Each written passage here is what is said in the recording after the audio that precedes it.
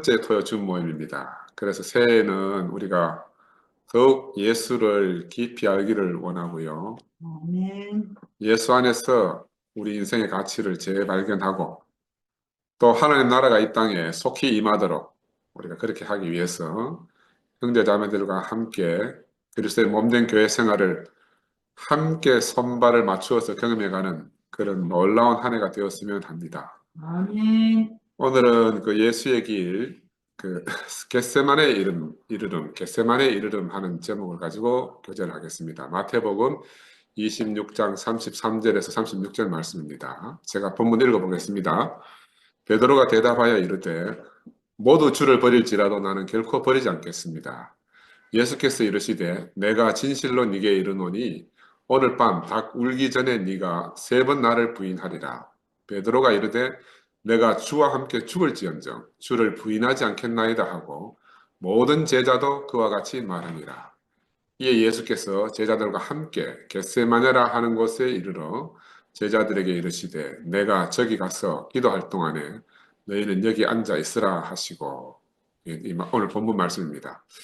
그래서 예수는 제자들과 함께 그 전에 이제 유월절의 상을 기념해서 새 언약을 세우셨습니다. 그렇죠? 그리고 자신이 유월절의 양이 되실 것을 암시하시고, 그러고 나서 이제 제자들과 함께 감람산으로 가시면서 너희가 다 나를 버릴 것이다 하는 게 이 본문 말씀 전에 있었던 내용입니다.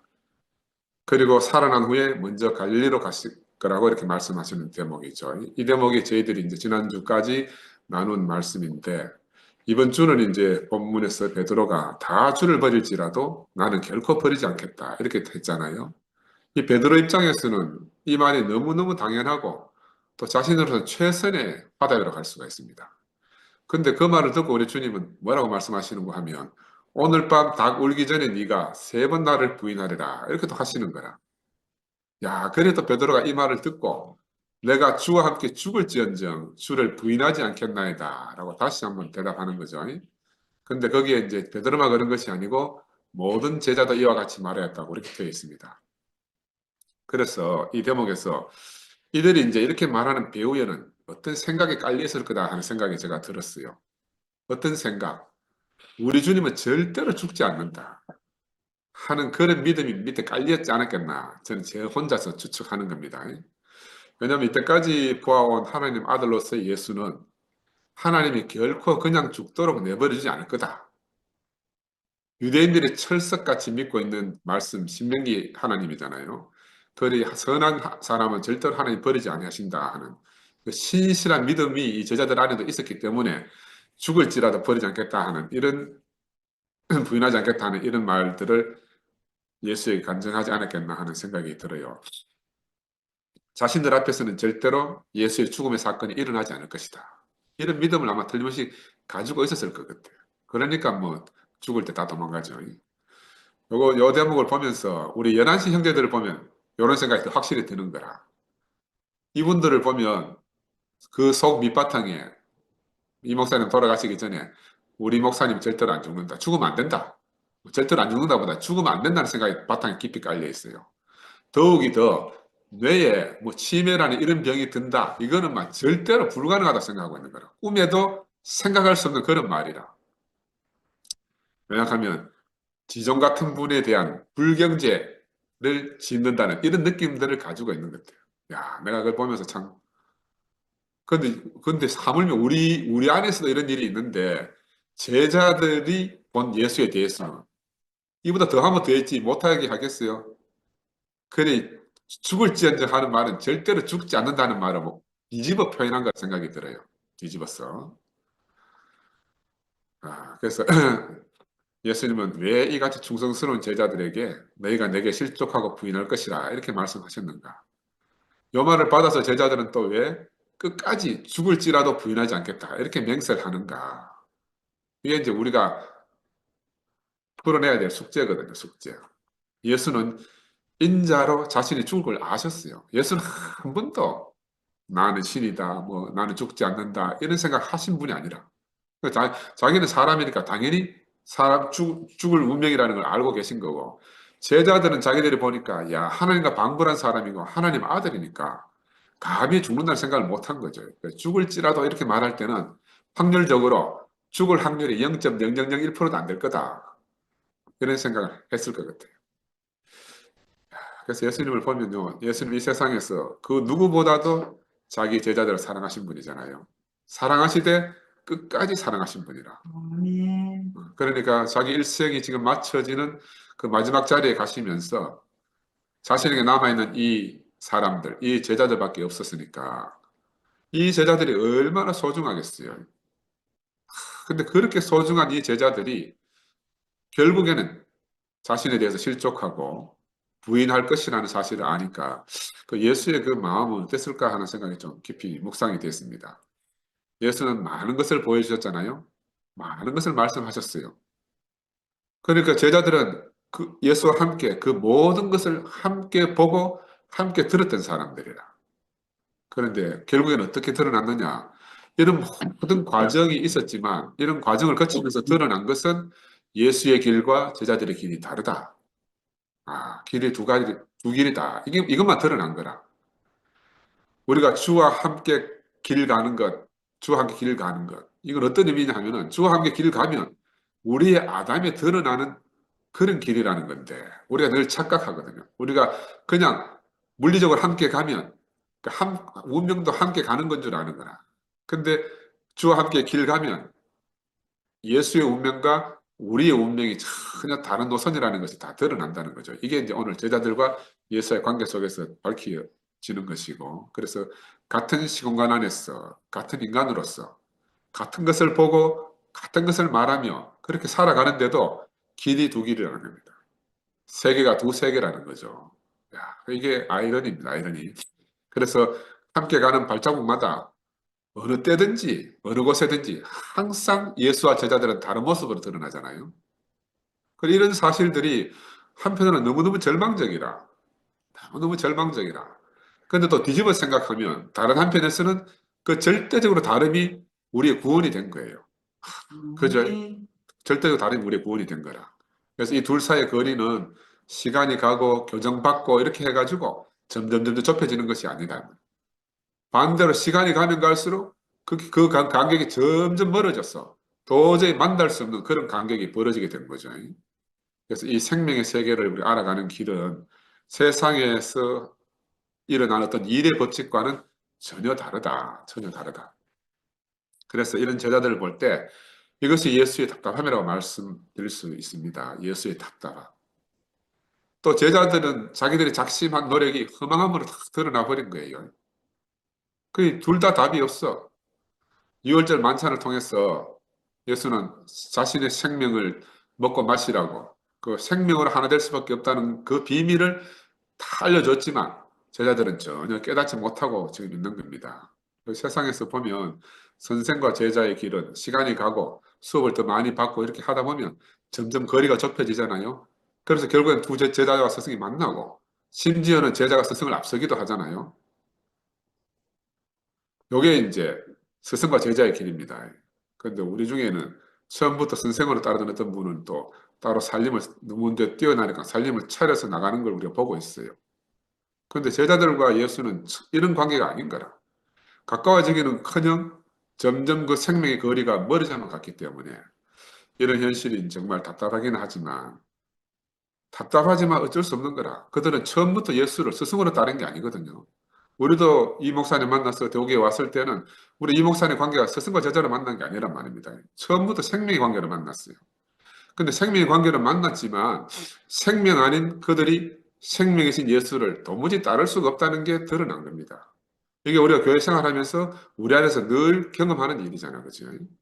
그래서 너희가 다 나를 버릴 것이다. 근데 한편에서는 죽을지언정 주를 버리지 않겠습니다. 이 두 길이 이제 마주보고 있는 겁니다. 이렇게 서로가 멀어지게 된 것은 그 제자들의 세계와 예수의 세계가 극단적으로 서로 다르다 하는 걸 나타내는 거죠. 그래서 이 둘 사이에는 그 사이에 시간이 가다 보니까 뭐가 있어요? 건널 수 없는 강이 생긴 거라. 야, 이제 이쪽에서 저쪽으로 건너갈 수 없고 저쪽에서 이쪽으로 건너올 수 없는 하나는 저 차 안에 있고 하나는 이 피 안에 있는 피차가 너무 멀리 떨어진 그런 상태입니다. 그래서 강하면 우리가 떠오르는 게 뭐 있습니까? 강하면 떠오르는 사람이 있습니다. 아브라함. 아브라함은 기원전 18세기경에 본토와 친척과 아비 집을 떠나서 하나님 지시한 곳으로 떠난 사람이잖아요. 우리가 잘 알다시피. 그래서 아브라함은 강을 건너왔기 때문에 히브리인이라는 이름을 얻은 사람이에요. 창세기 14장 13절에 보면 히브리 사람 아브라함 이렇게 이제 이름을 하거든요. 또 여호수아 24장 3절에서 15절에 쭉 내용을 보면은 최초의 히브리인 아브라함이 물을 건너는 것에 대해서 몇 가지 언급을 하고 있어요. 아브라함이 유프라테스 강을 건너서 오는 장면, 출애굽기에 홍해를 극적으로 건너가는 장면, 그리고 또 마지막에 가나안에 들어가기 위해서 요단강을 건너가는 약속의 땅으로 들어가는 장면, 이런 것들이 이 히브리인들을 말하는 건데, 이 히브리인들, 다른 말로 히브리인 하기도 하고 이브림이라고 말하기도 하거든요.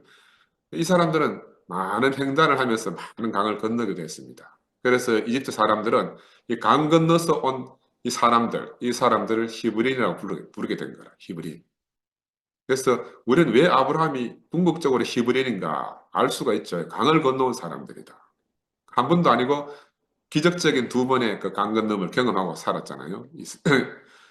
이스라엘 백성들은. 그래서 첫 번째는 뭐 가장 유명한 홍해 사건이고, 또 두 번째는 이제 요단강을 건너갈 때 제사장들이 강바닥에 발을 탁 디디자마자 요단강이 갈라지는 그런 경험을 한 이런 백성들이거든요. 그래서 성경 본문에 이런 말이 있어요. 너희의 조상들이 강 저쪽과 애굽에서 섬기던 신들을 치워버리고 오직 나와 내 집은 여호와를 섬기겠노라. 이렇게 기록되어져 있습니다. 그 강을 건넌다 하는 말은 무슨 말이고 하면 강 저편에서 우상 숭배에 살던 삶을 버리고 이스라엘의 유일하신 참 하나님을 예배하는 것으로 건너간다 하는 이 상징이 이제 강을 건넌 사람 히브리인들의 상징이라 말할 수 있습니다.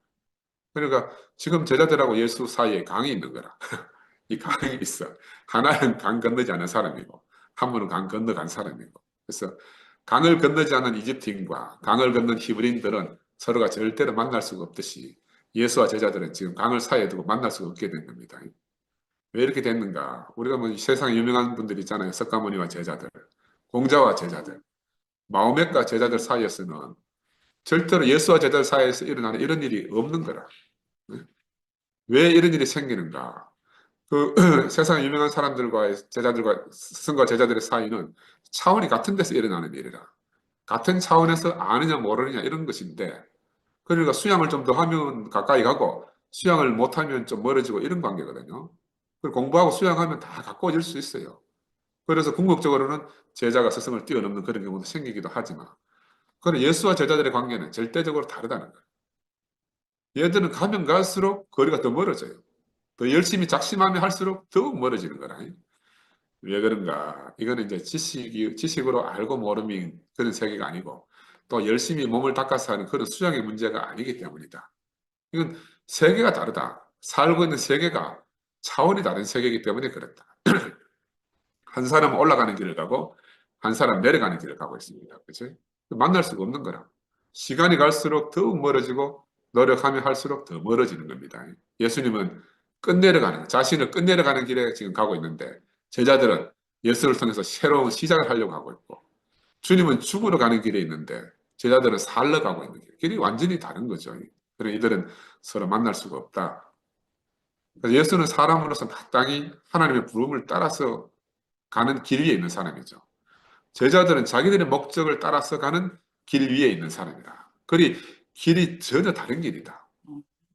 이 길은 서로 영원히 만날 수가 없다. 이건 예수와 제자들의 관계만이 아니고 우리가 지금 교회 생활하면서 마찬가지입니다. 내가 가는 길이 내 소원을 가지고 가는 길이냐, 정말 예수의 소원을 가지고 사는 길이냐, 전혀 길이 다르다는 거예요. 근데 이걸 깨닫지 못한 베드로는 자신의 힘으로 끝까지 갈 수 있다, 이렇게 믿은 거죠. 베드로는 정말 신실한 사람이고 충성된 사람이잖아요. 그 주님 앞에 명세까지 그런 마음으로 했다고 보여집니다. 근데 문제는 뭐냐 하면 이 베드로는 주님이 어디로 가시는 분인지, 또 내가 어디로 가는 사람인지를 모르는 거라. 그냥 인간적인 어떠함으로 최선을 다하면 내가 만나지지 않겠나, 이렇게 해서 따르고 있다는 거죠. 근데 이 둘은 서로 가는 길이 너무너무 다르기 때문에 예수는 이 끌려가는 삶을 살고 있다. 근데 제자들은 힘써서 가는 길을 가고 있다. 이게 이제 다른 길이죠. 그래서 아담의 길과 그리스도의 길은 서로 다른 두 평행선과 같다. 철도와 같다. 옆에 있으나 영원히 만날 수가 없는 그런 길이다. 하나는 선악을 하는 지식의 길이고 하나는 생명나무의 길이기 때문에 영원히 만날 수가 없다. 하나는 어디서 와서 어디로 가는지를 모르면서 스스로 길을 만들어가는 사람이고, 하나는 아버지께로서 왔다가 아버지께로 가는 아멘. 인생에게 정해진 길을 가는 사람이기 때문에 이 길이 완전히 다른 거예요. 그래서 우리 이걸 조금 이제 머리 아픈 현대 뇌신경과학적으로 내가 오늘 해석해 볼게요. 우리 영소 형제가 특별히 청원을 해가지고 요청해서 지금 제가 선악을 아는 지식의 길은 이 우리 좌측 전두엽이 주축이 된 길이에요. 선악을 아는 길은. 근데 생명나무의 길은 우측 전두엽이 주축이 되는 그런 길이다. 간단히 그렇게 알면 돼요. 그지? 그래서 좌뇌의 사고방식과 우뇌의 사고방식이 완전히 다르다. 이건 하나는 예수의 길이고 하나는 아담의 길이에요. 이게 우리 머릿속의 구조가 그렇습니다. 좌뇌는 주로 어떤 사람들이 쓰는가 하면 의사들, 변호사, 판사들, 이 세상의 질서를 중시하는 사람들. 이런 사람들이 내가 좌뇌 편향이다. 우뇌는 누가 주로 있나? 예술가들, 음악하는 사람, 미술하는 사람, 건축하는 사람, 창조적인 사람들의 뇌는 우측입니다. 우측. 그래서 질서를 중요시하니까 당연히 시간에 묶여 살아요. 과거부터 해서 쭉 시간에 매여 있는 거라. 그런데 창조를 중시하는 사람은 시간에 매이지 않아요. 시간이 없어. 그래서 우측 뇌는 시간과 상관없이 온 우주하고 소통하는 그런 기능을 할 수 있는 게 우측 뇌입니다. 우주하고 하나 되는 삶이라. 그래서 아담은 좌뇌로 사는 사람이 대표를 할 수가 있고, 예수는 우뇌로 사는 사람이 대표를 할 수 있기 때문에 이 둘이가 만날 수가 없어요. 우리 안에 좌우 두 인격이 있다, 이렇게 생각하면 됩니다.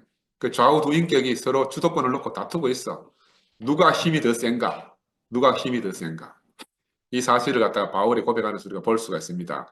로마서 7장 23절에 보면 내 지체 속에 한 다른 법이 내 마음의 법과 싸웠어. 내 지체 속에 있는 죄의 법으로 나를 사로잡는 것을 보는도다.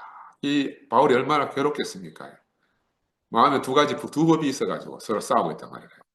마음이라는 건 뭐냐 하면은 우리 뇌신경과학적으로 보면 변형계라 그래. 변형계.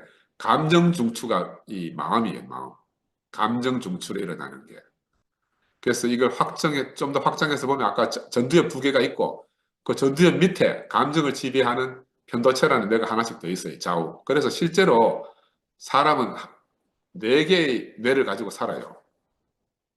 네 개의 뇌를 가지고 감정으로 지배받는 두 개의 뇌가 있고 사고를 지배받는 두 개의 뇌가 있다. 그리고 우리가 얼마나 복잡하겠어요. 여러분 생각해 보세요. 이 조그만한 머리통 속에 네 명의 인격이 있다. 그래서 크게 보면은 우리가 예수께로 간다 하는 것은요, 좌뇌 중심에서 우뇌 중심으로 사는 삶을 산다 이 말입니다. 이게 바로 좌뇌에서 우뇌로 가면요, 부처가 해탈하는 길이라. 부처 해탈했다 이 말은 좌뇌에서 우뇌로 간다. 예수가 말하는 새 생명의 길이 우측 뇌에 다 있다. 이걸 다시 설명해 보면 우리가 어린아이 때 태어날 때는요, 다 우뇌 기반으로 태어납니다. 우뇌 기반, 우뇌 중심으로. 아이들은요, 온 우주하고 연결돼 있어. 그래서 태어나서는 누구하고도 낯가림이 없다니까 다 좋아해. 온 우주하고 자기하고 하나이기 때문에.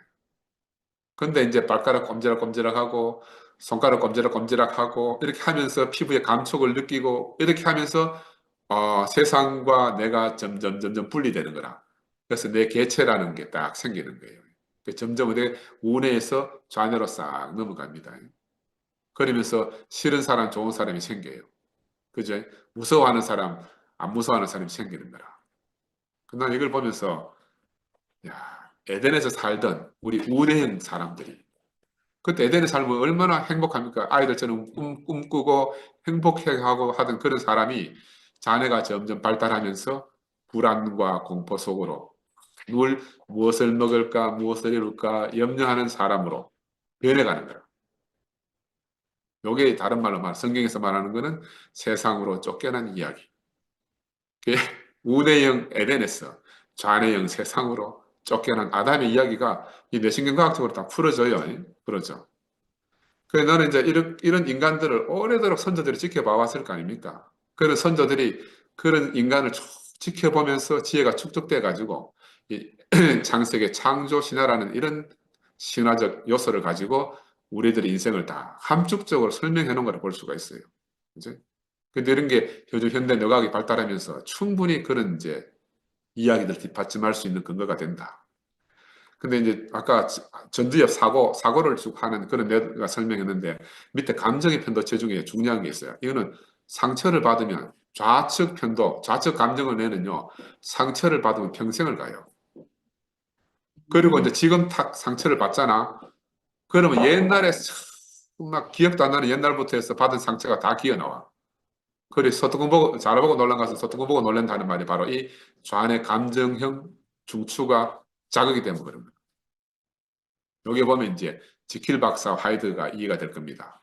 갑자기 하이드가 나오는 거야. 와, 감당이 안 돼. 야, 낮에는 그렇게 선한 지킬 박사인데 왜 갑자기 하이드가 나오냐 말이에요. 그죠? 이제 선하게 발달한 좌측 전두엽이 개입해가지고 좌측 감정뇌를 누르려고 하잖아. 야, 그러면 안 된다. 네가 지금 억제해야지. 이렇게 스스로 하다 보면은 근데 이건 공포 때문에요. 그래 설명이 이해가 안 돼. 감정이 내는 공포 때문에 자기 공포를 탈출하려고 막 폭발해 버리는 거지. 폭발해 버리. 걷잡을 수 없게 되는 겁니다. 그 공포로 인해서 불안으로 인해 가지고 과거의 모든 것들이 막 자기를 막 덮어 엄습해 오기 때문에 이때는요 그동안 학습하고 배우고 하는 이런 게 싹 무시가 돼. 그게 작동 불능 상태로 들어가. 이 감정 내가 딱 자극이 되면 우리 꼭 알아야 됩니다. 이때는 어떻게 이걸 다독거려야 되는가? 우측 전두엽이 괜찮다, 괜찮다. 걱정하지 마라, 염려하지 마라. 에? 불안해하지 마라. 내가 너를 위해 줄게. 이러면서 막 무조건적으로 덮어주고 감싸주고 막 사랑해주고 막 사랑을 퍼부어주고 이러면 이 싹 가라앉는 거라. 이게 예수 생명으로 가능한 거지. 우리 좌측 뇌, 아담의 뇌로는 불가능합니다. 그 나는 늘 이 불가능한 걸 한 번씩 하려고 이제 덮어 쓰거든요. 그래서 우리 좌뇌 전두엽은 질서를 좋아해요. 질서를 좋아합니다. 그 판단을 잘해요. 판단 지향적이다. 또 그런 덕분에 우두머리가 되기를 좋아해요. 성경에 나오는 장남들 특징입니다. 성경은 다 차남의 세계라. 장남의 세계가 아니고. 그 손발 끝에 모든 감각을 다 동원해가지고 우주하고 자기를 탁 분리해 놓는 거예요. 독립시키고 개체화시켜요. 그래서 전적으로 자기중심적으로 사는 거라. 이게 소위 말하는 자아다, 자아. 그러니까 항상 과거에 기반해서 미래를 사는 거라. 현실이 없어요. 현재가 없어. 불안하기 때문에 늘 과거를 생각해가지고 미래를 꿈꾸고 사는데 막상 현재는 없어요. 현재를 누리지 못해요. 왜냐하면 과거에 매이고 미래 때문에 늘 불안해하고 준비해야 되기 때문에. 여기 지금 요즘 MZ 세대들이 보는 기성세대가 그런 사람입니다. MZ들이 보는 기성세대. MZ들은 운의 편향적이다. 지금 요즘 MZ들은. 어릴 때부터 디지털 해가지고 글을 안 보고 그림으로, 동영상으로 이렇게 보는 이게 다 운의 지향적이거든. 근데 운에는 어떤 거냐 하면은 운에는 우주의 흐름 안에서 늘 흘러다니는 거야. 세월이 막 시간도 좋고 막 우리 노래도 그런 거 있잖아요. 노새 젊어서 노새 막 늙어지면 못 노날 이런 게 전부 다 운해입니다. 운해라고. 그 개체로 살지 않아. 우리 이 개체 몸으로 사는 게 아니고 입자로 살아 입자. 그래 이 입자는 우주하고 소통하는 입자라. 적은 입자로 사니까. 그래 창조적인 생각이 막 떠오르는 거라. 막 별의별 생각들이 이 좌뇌 인간은 절대로 생각할 수 없는 그런 창조적인 발상들이 다 떠오르는 거지. 그래서 이제 온몸의 세포 하나하나가 우주하고 연결되는 것을 느끼고 사는 사람들이고 그래서 기도하고 명상하는 사람들이 느끼는 황홀경이다 이렇게 말할 수 있어요. 깊이 들어가면. 요즘 우리 변화된 현정이 앞에 현정이를 보면 전형적으로 바로 운해형 사람이 됐다. 주변과 공감이 되는 거라. 주변과 공감 지향적으로 사는 거라. 개인이 구별이 없어요. 우리라는 우주적 공동체의 중심, 그 집중해 사는 거라. 현재에 기반해 살기 때문에 역사가 없어. 과거가 어떻다. 과거를 묻지 마세요. 과거를 묻지 마세요. 우주의 생명의 기와 연결되어 산다. 이런 것들이 이제 지금 좌뇌 우뇌에 기반한 우리 뇌과학적 설명이에요. 그래서 우리가 십자가 죽음 안에 산다 하는 것은 우리 원래의 원형인, 우리의 본 모습인 예수에게로 가기 위해서 좌뇌 중심으로 사는 자아를 포기하고 우뇌 안에 있는 예수의 생명의 세계로 더 큰 나, 한 세 사람, 그런 차원의 세계로 우리가 옮겨가는 것이다. 이렇게 설명할 수가 있어요. 근데 옮겨가고 싶다고 가지나? 안 가지잖아. 그래서 십자가가 절대적으로 필요한 거라. 아멘. 십자가. 여기서 생명이 하나로 발견되는 일치의 경험, 일자의 경험을 우리가 하자. 우리가 교회 가서 간증 들을 때 그렇잖아요. 이번에 목요일 날 뭐 우리 청계자매 간증을 들어도 우리가 동시에 다 한 생명이 되잖아. 똑같이 느끼고 똑같이 공감하고 하는 게. 이게 이제 그 시점에서는 우리가 완전히 하나라. 그 시점에서는 너, 나, 분리가 없어요. 바로 이런 걸 경험하는 세계. 그래서 이것이 예수 십자가의 생명으로 가는 길입니다. 그 십자가라는 건 다른 말로 말하면 우리를 시공간의 차원을 건너뛰어 가지고 다른 차원으로 이동시켜 주는 거라. 아버지 안으로, 생명의 근원 안으로. 야, 그래 이 세상에 발달하는 이 뇌과학도 우리 하는 생명 안에서 보니까 얼마나 감사한지 설명이 해석이 다 되니까. 그래서 우리가 자연의 중심에서 운의 중심으로 사는 거. 우린 평생을 지탱해온 우리 현실에 있는 내 자아라는 거 있잖아. 이거를 버리고 영원의 시간과 연결된 예수의 생명으로 우주적 생명으로 이동해 사는 거다. 얼마나 감사합니까? 우주적 생명 안으로. 그래서 우리가 모두가 그 자리에서 하나로 만나는 것이 한 세 사람, 한 세 생명, 그리스도를 몸으로 표현하고 사는 거다. 이렇게 말씀드릴 수가 있습니다. 근데 우리 베드로는 지금 어떤 형편이고 하면은 주님께 맹세하였으나 배반할 수밖에 없었잖아요. 근데 베드로는 죽음이 두려웠겠나? 베드로는 죽음이 두려워서 주님을 배반하고 부인한 게 아니란 말입니다. 베드로는 겁쟁이나 비겁한 사람이 아니거든요. 예수라는 분의 길이 베드로의 길과 너무 달랐기 때문에 자기가 아무리 맹세하고 뭐 작정해도 따라갈 수가 없는 거라. 근데 우리가 베드로를 어떻게 알 수 있나? 우리가 해보면 그렇게 드러나. 우리가 해보면 다 우리 안에 다 있는 거예요. 그래서 베드로는 하나님을 믿고 예수를 따르고자 하는 모든 간절한 소망을 가진 사람들이 대표자라 할 수가 있습니다. 용감하게 충성을 가지고 열심으로 목숨을 내놓고 따르려고 하는 모든 사람들의 대표자다.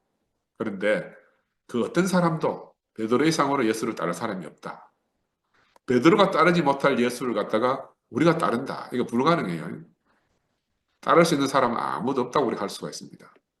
그래서 우리 모두는 예수를 따르겠다고 맹세했으나 닭이 울기 전에 3번 모른다고 부인하고 갈릴리로 고기 잡으러 갈 수밖에 없는 그런 사람들이다. 우리 자신을 우리가 인정해야 돼요. 우리가 바로 그런 사람이다. 그래서 죽어도 돌아가기 싫은 갈릴리 땅. 죽더라도 부인하지 않겠다 한 그 맹세가 헛맹세로 다 드러난 허망한 현실의 세계가 우리가 살던 세계예요. 바로 그런 베드로의 정체가 다 폭로된 현실은 어디서 그렇게 됐나? 예수의 운명의 십자가의 죽으심 앞에서 다 드러나는 겁니다. 그 전까지는 다 숨겨질 수가 있어요. 그 전까지는 다 가려질 수가 있는 거라. 다 덮고 살 수가 있어. 근데 그 십자가 앞에 서서는 아무것도 덮을 수도 없고 더 이상 가려질 수가 없는 겁니다. 그래서 이 닭이 울기 전에라는 이 말은 정말 엄청난 걸 상징하고 있어요. 닭의 목을 비틀어도 새벽은 온다 하는 유명한 말을 우리 김영삼 대통령이 하셨잖아요, 옛날에. 새벽을 못 오게 막으려고 닭의 목을 비틀더라도 새벽이 온다는 거라. 그런다고 오는 새벽을 막을 수가 없어요. 그런데 어리석은 인간들은 닭의 목을 비틀어서라도 새벽을 막으려고 하잖아요. 이게 우리의 무지죠, 무지. 우리의 어리석음이고. 이 어두움은 빛이 오면 다 드러나고 사라지게 되어 있습니다. 그죠? 근데 닭이 어떻게 새벽이 오는 것을 알고 그렇게 목청과 꽃기호하고 새벽을 밝히는가? 이거 내가 영수한테 이야기 계속 해줬는데 영수 잘 못 알아듣는 거더라. 새벽 미명에 새벽 미명에 멀리서 빛이라는 빛 알갱이가 딱 눈으로 딱 날라 들어가 탁 감지가 되면 그때 어떻게 되는가? 그 닭의 뇌 안에 있는 송과체라는 빛에 반응하는 송과체라는 게 있어. 거기에 빛이 탁 자극이 되면 닭의 온몸에서 호르몬이 쫙 생명 호르몬이 돌아다니는 거라. 그러면서 이 수컷의 목청을 통해 가지고 막 꺾여 하고 지가 울고 싶어 우는 거 아니라 그 호르몬이 반응해서 자동으로 목청껏 막 꺾여 하고 울어대는 겁니다. 그러니까 꼭 기억해야 될 게 뭐냐? 이 닭의 울음은 감정이나 의지의 울음이 아니다.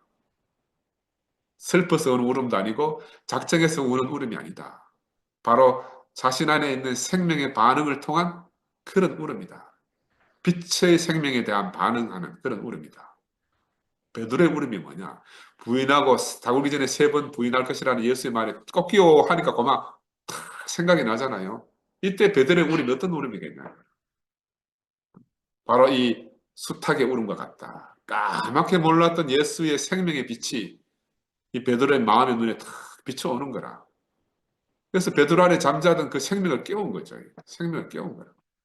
우리 화요모임 장성형님이 늘 깨어있으라 이 말씀을 하시던데, 이 물리적 빛을 감지한 수탉처럼 생명의 빛으로 오신 주님을 깨닫는 베드로. 대비를 나는 막 이게 묵상하니까 막 가슴이 뜨거워져. 물리적 빛을 감지한 수탉과 생명의 빛을 감지한 베드로. 얼마나 함축된 상징이라고 할 수 있습니까? 이게. 베드로는 아직 어둠 속에 있어요. 근데 빛이 어둠 가운데 찾아왔으니까 알지 못했음을, 찾아와도 알지 못했음을 지금 이 베드로가 우리 모두를 대표해서 그렇게 통곡하면서 우리를 대표해서 자기 자신을 나타내고 있는 거야. 아멘. 예수는 어떤 사람인가? 예수는 아버지 부르심에 따라 이끌려간 사람이죠. 그 십자가에서 죽임 당하시고 우리보다 먼저 갈릴리로 가셨어. 우리를 위하여 구운 생선을 예비하실 것이다. 야, 근데 구운 생선 여러분 생각해 봤어요. 왜 구운 생선인가? 너는 지금 죽기 전에 유월절 만찬할 때 떡을 떼드리고 잔을 넘기고 먹고 마시라 했잖아요. 바로 주님과 함께 먹고 마신 그 마지막 만찬을 떠오르게 하는 거라, 베드로에게. 구운 생선이라는 먹는 문제를 딱 들어서 베드로의 막 심장을 두드리는 거죠. 베드로의 심장을. 거기서 그가 우리 눈을 열어주시면 무엇이 발견되는가? 우리가 이미 죽은 자라는 거. 그분은 죽은 자 가운데 살아나신 분이라는 거. 이걸 우리가 발견하게 되는 겁니다. 이게 얼마나 놀라운 사실이에요.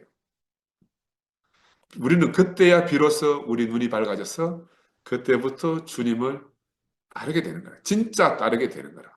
그 이전에 따르던 거와는 차원이 다른 세계로 옮겨지는 거죠. 저는 이 사실을 예수는 먼저 딱 울기 전에 네가 3번 나를 부인할 것이라 이렇게 하셨는데, 3번은 우리 경상도 말 3세판이잖아요. 더 이상 변기할 수 없는 게 3세판이잖아. 또 3일 만에도 같은 의미죠. 그죠? 완전히 부인할 거란 말이야. 네가 부인하다 안 하다 이런 말이 아니고 너는 부인하는 길밖에 없다. 너는 완전히 죽은 자로 드러나리라 하는 걸 예수가 말씀하신 거죠.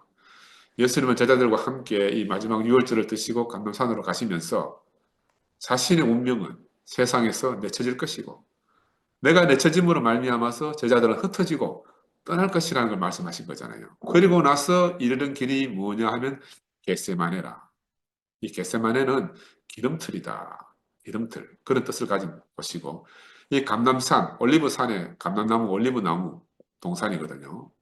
우리 요즘도 올리브나무 기름 얼마나 인기가 좋습니까? 모든 성인병 예방에 좋은 오메가3가 풍부한 게 올리브 기름인데. 야, 거기 감람산 이것도 그냥 생각해봐도, 야, 예수가 감람틀에 짜인 그 기름이 우리한테 얼마나 우리의 양식이 되겠어요. 이제 생명의 양식이. 오메가3가 풍부한. 이거 대목 들어가니까 제가 그 생각이 나네요. 20년 전에 병원 개원 당시에 반대 대목 심한 거 알잖아요. 그때 이제 우리 한의사 재호 형제가 내한테 위로의 말을 해준 기억이 나요. 뭐라고 했는가 하면 상근 형제는 남산 앞에 감사가 들어가면 감남산이 된다. 그랬었죠. 지금 감남산 틀에서 짜여지고 있다는 의미로 말한 거 아니겠어요? 그렇게 위로의 말을 해주던 게 지금도 기억이 생생하게 나네요.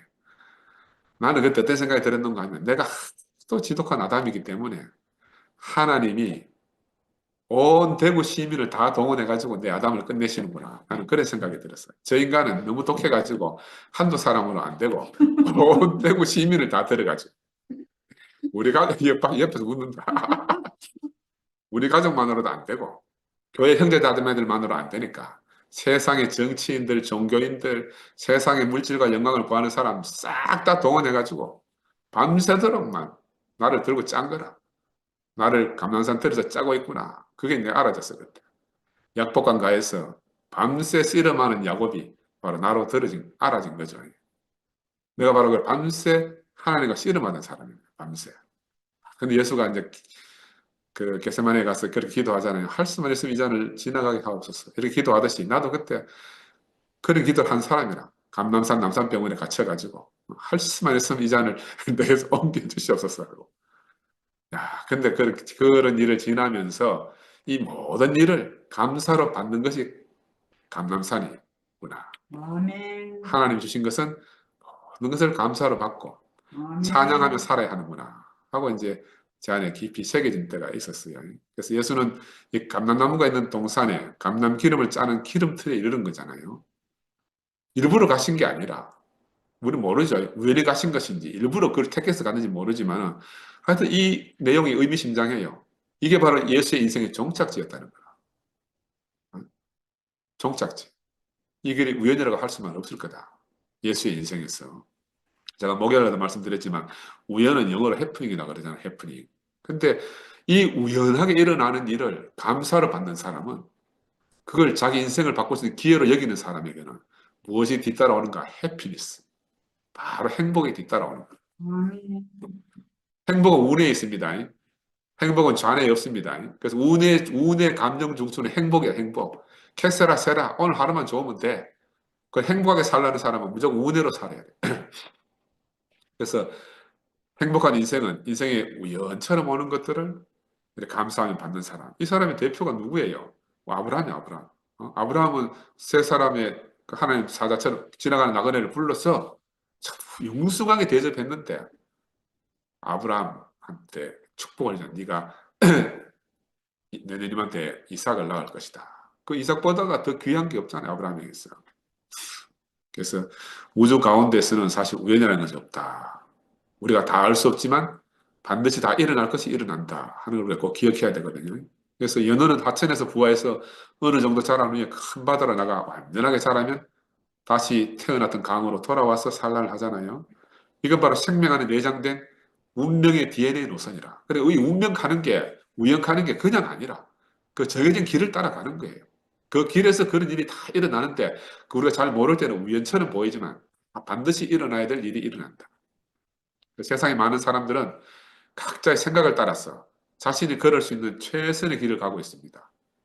근데 그 가보면 끝은 모든 사람이 다 비슷해요. 아담에게는 이미 그 길이 정해져 있는 길이기 때문에 그래요. 정해져 있기 때문에. 그래서 아담은 복잡하고 분주합니다. 별다른 인생을 살 것처럼 정말 복잡하고 분주해요. 서로가 어디로 가는지를 모르잖아요. 그저 힘쓰기에 바쁘고 애쓰기에 바쁜 사람들이라. 근데 우리 예수님의 생애를 보면은 복잡하고 분주하지가 않은 거라.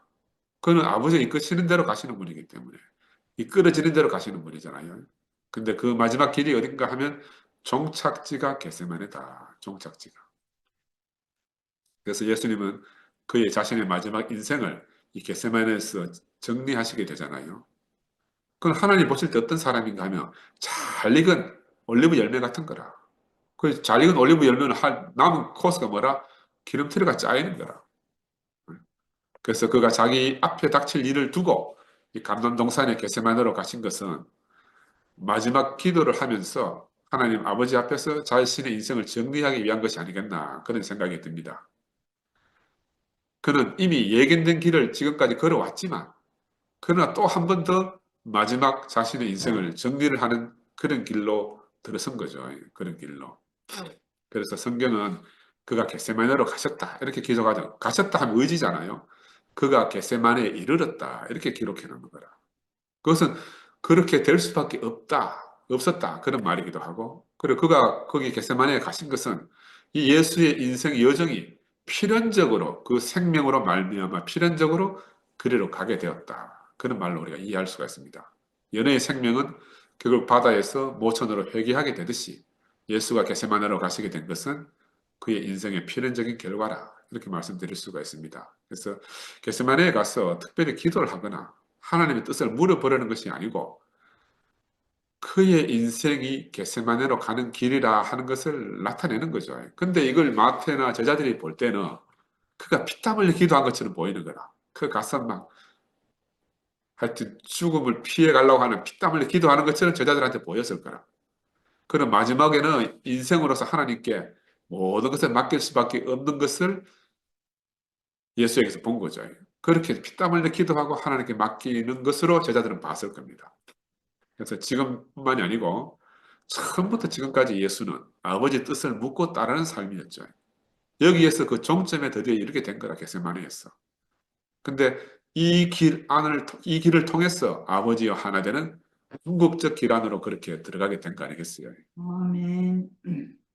예수는 필연적으로 운의 중심으로 살았지만 이 십자가를 거치면서 완전한 운의형 인간으로 이제 그렇게 부활의 세계를 열어주신 거죠, 우리한테.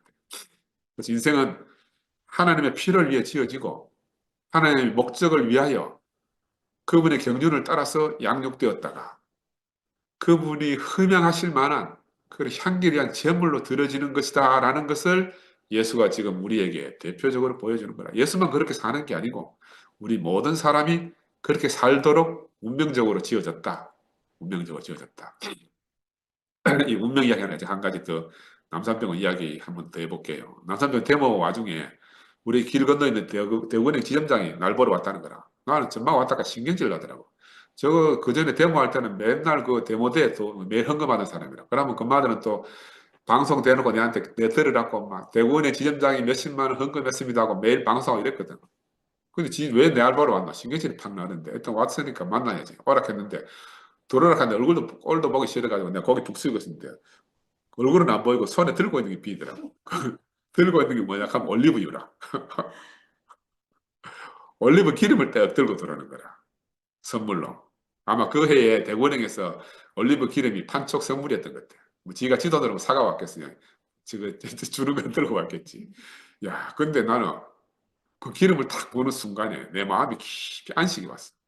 아, 이제 데모가 끝났구나. 데모 끝났구나.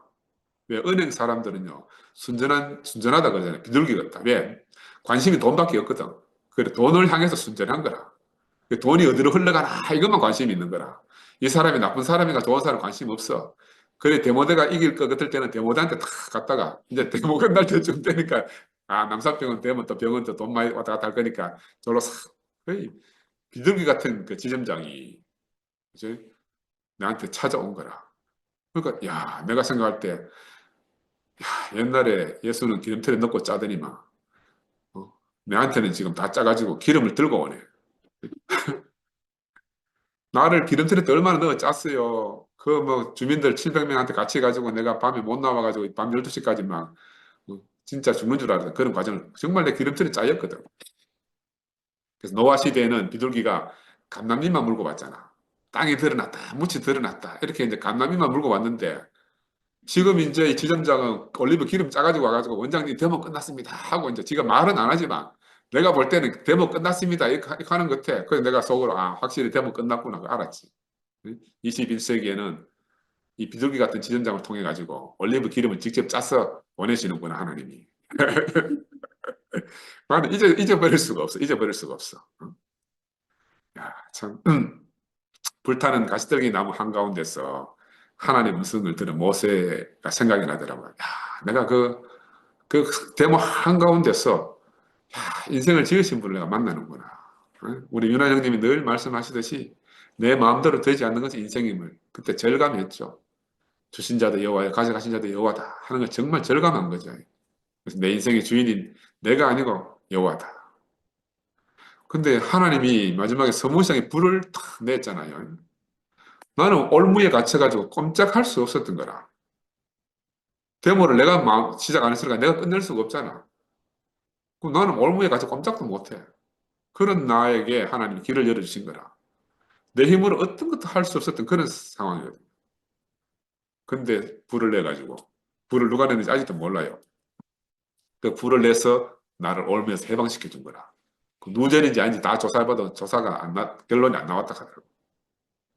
그래서 저는 그 사건을 통해서 정말 겸손해지고 조용해지는 여호와 하나님 내 인생의 주인이다 하는 걸 내가 깊이 깨달았죠. 아멘. 그 32년 만에 서무장에 불난 게 누군가에게는 엄청난 불행이잖아요.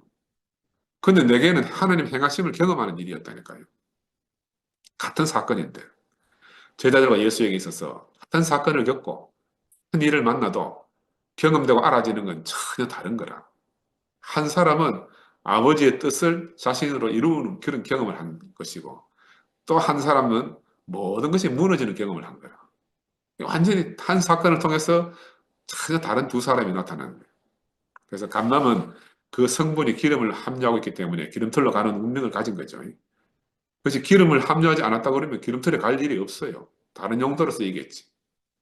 올리브 열매는 그 안에 기름을 많이 가졌기에 그 운명이 겟세마네에서 기름틀로 가도록 되어져 있는 것처럼 예수님도 자신의 인생 안에 기름 부음이 넘쳐났기 때문에 그의 운명은 겟세마네로 가도록 정해진 것입니다. 근데 우리 아담은 어떻습니까? 우리 아담은 기름 부음을 상실했기 때문에 땅에서 유리방황하는 자가 됐죠.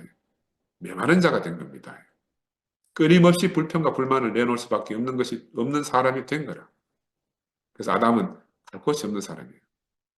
아담에게는 하나님의 허명하실 향기로운 기름이 없어요. 그러나 우리 주님 그리스도에게는 기름이 넘쳐나잖아요. 향기로운 기름이 있었기에 겟세마네에 이르게 된 겁니다. 그 향기로움은 하늘까지 상달되어서 하나님을 만족하게 하는 그런 기름이죠.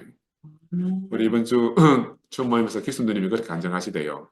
우리 2PM은 비록 지하에 있지만 그 생명의 향기, 그 죽음의 향기가 위로 올라가서 2층 AM에게까지 다 도달할 것이다. 그런 축복을 해주시대요. 야, 나는 하나님 말씀이다. 하나님의 축복이 이렇게 싶더라고. 그런데 그런 징조가 멀리서부터 새해 들어서 들려오기 시작하고 있습니다. 이게 징조가 들려오고 있습니다. 징조가. 아직은 징조이지만 앞으로 일어날 일들이 참 기대가 돼요. 저는 너무너무 소망이 되는 거라. 그래서 기름이 있는 사람은 누구든지 겟세마네에 이르게 됩니다. 누구든지 기름틀로 가게 되어 있습니다. 주님은 우리를 이런 사람으로 살도록 당신의 생명 안으로 우리를 부르시고 계신 겁니다. 올 한 해도 우리 안에 기름이 잘 짜여져서 온 세상을 향기롭게 하는 그런 우리들의 인생이 되기를 소원합니다. 감사합니다. 아멘. 아멘. 아이고, 아멘. 여기서 시작할 때는 컴컴하더니 마지막에 하나에 웃으니까 내가 살 거거든.